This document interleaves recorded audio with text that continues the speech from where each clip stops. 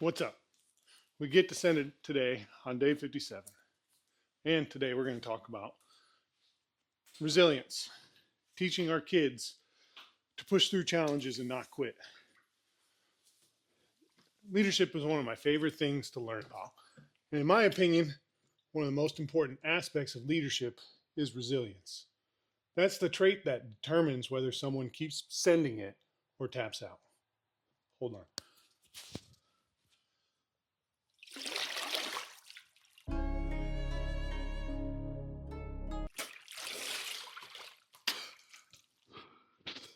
Resilience, pushing through challenges when things get hard. And here's the thing, we can't just sit down at the dinner table and teach resilience.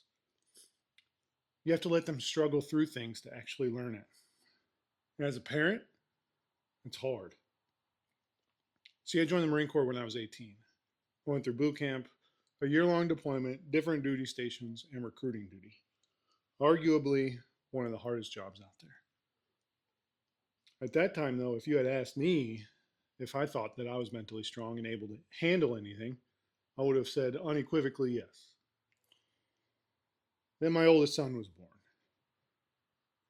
He had craniosynostosis. Basically, long story short, his soft spot closed too early, and when he was 5 months old, he had to have major surgery on his skull. And after that, he had to wear a helmet for 18 months. Prior to that surgery, though, dude came out the womb strong as hell. He was able to lift his head up and move it around almost immediately. After surgery, though, he couldn't lift his head at all. Not because of the surgery, but because of that damn helmet. And you know what? He didn't cry. He didn't get more fussy. He just laid there and struggled like a champ. Then he figured it out. Then he learned to walk with this big ass helmet on his head. He'd bonk it off everything, tables, walls, whatever. He never even flinched. That's resilience. And then many years later, I had hip surgery. Couldn't walk for 2 weeks. And you know what I did? I got all sad and all up in my feelings.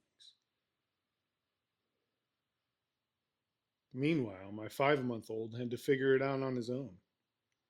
He didn't get to sit there and be in his feelings. And that moment hit me hard when I realized the difference. Because here's the thing, I think we are all born resilient as hell. Then somewhere along the way, us parents ruin it by being overprotective. We try to keep them from the struggle. The struggle is what makes them strong. In James chapter 1, verses 2 through 4, it says, "Consider it pure joy, my brothers and sisters, whenever you face trials of many kinds, because you know that testing of your faith produces perseverance. And let perseverance finish its work, so that you may be mature and complete, not lacking anything." See, God doesn't remove every challenge from our lives. He strengthens us through them. And if he does that for us, why wouldn't I do the same for my boys? So here's my challenge.